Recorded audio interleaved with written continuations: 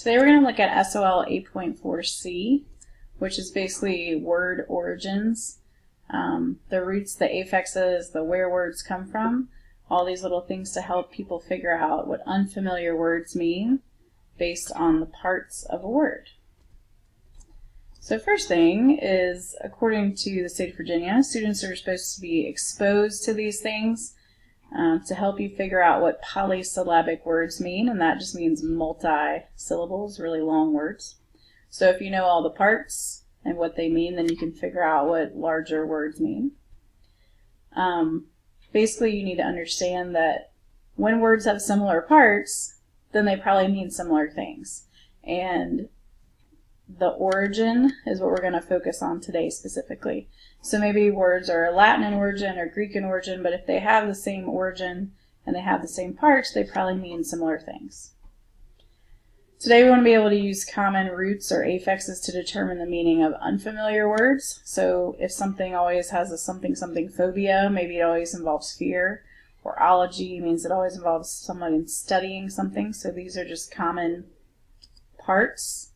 And if you can look for roots or affixes or cognates that have similar meaning, then they can go together and you can figure out what words mean. So first thing is, always look for clues. You don't have to be a dictionary, there are always clues. For instance, this is an example of like a chart you might see that has some affixes here, and it says the country of origin and what it means. And so a question might ask you to put together something or define what it means. Like Weaverville would mean like a city or town. It's French in origin because of the word ville. Or dale, or burg, or all of these things deal with places. So no one's ever going to ask you something they don't give you some sort of graphic for, or a dictionary entry, or a chart. But maybe they ask you to make a word that's a place that originates from Welsh, and you would use one of the parts to kind of make it. So you just want to make sure you're looking for all the clues.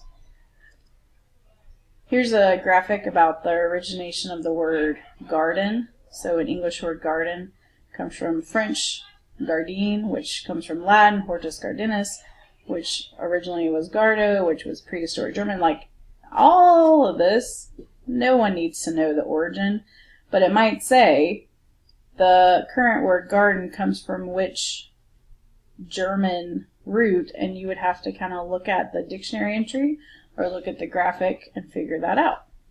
So the easiest one to do is just use the chart or the dictionary entry. The second thing is to use the clues. So here are two little examples of context clues that tell you what a word means without you actually having to speak German or know ancient Germanic things. So the origin of the word rake is the Germanic word rock or rek, meaning what? So you'd have to look for clues. In autumn, after all of the leaves had fallen from the trees, my sister and I would rake the leaves into piles and have leaf wars. So we know it's something about putting them into piles: burn, store, gather, or work. So what do you think rake originally meant? Did it mean to burn, to store, to gather, and to work? And we're looking at this. We didn't burn them up here. Work is like a thing. Storing them means you probably keep them forever. Gathering them kind of makes me think piles. So for number one, the answer would be C, to gather. You don't have to speak German, but the original German rock meant to gather. Second example, it says Mimi sat on her knees and used a trowel, a small garden hand shovel, to plant the vegetables in her garden. Trowel comes from the old French word trele, which means what? And I don't speak French, but good grief. A trowel, a small hand shovel, does it mean to scoop, to harvest, to smell, or to compost? I'm going to pretty much guess A, because a trowel is a shovel. So you're just using the clues to figure out the origin. Here are two more I want you to try by yourself. Adding humus is an important step in gardening. Humus is made from decomposed vegetables and is an excellent fertilizer. So the word humus is a Latin word meaning what? Look at what it does up here. Flowers, soldier, humble, earth, or soil. What does this word mean? The answer should have been earth or soil, because it says it's an excellent fertilizer. It has nothing to do with either of these. So you're just using the clues. Number 6, rosemary and thyme are herbs that are easy to grow in a garden, and they add flavoring to food. So the question is, herb comes from the Latin word herba, which means what? And you're saying easy to grow, add flavoring. Is it the name of a person who runs fast, a place in Asia, a wild vegetable, or a grassy green plant? It should be between these two because at least they are like plants. But based up here, which does add flavoring, a grassy green plant or a wild vegetable? For number 6, the answer should be A, and that should make sense because herbs are like little spriggy, flowery things that you can put in. It's not a vegetable, so use your clues. Sometimes you might have questions that are just on a similar theme, and they might not even give you a passage. So here's one based on astrological theme. So a nova is a star that suddenly becomes very bright and then begins to fade back the way it was. It becomes a new bright spot in the sky. So the word nova comes from what? The Latin word novus, meaning new, the Spanish word bueno, meaning good, a German word kindergarten, meaning small, or the Japanese tsunami, meaning harbor wave. So what would nova come from? And it says it becomes very bright and becomes a new bright spot. So number 11, what's your answer? The answer should fairly obviously be A, because these don't have anything to do with it, but novus, new bright spots. Number 11 is A. On a similar theme, here's a question about constellations. Jeremy was able to see the constellation Draco in the night sky. The stars were in a pattern easy to find. What does constellation come from? The Californian word star, meaning stars found in Hollywood.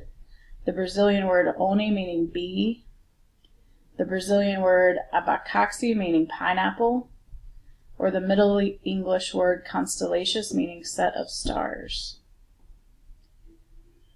So number 12 should obviously be D because it has the same roots and affixes, but if the question said what origin does it come from and they gave you a dictionary entry, then it would be Middle English.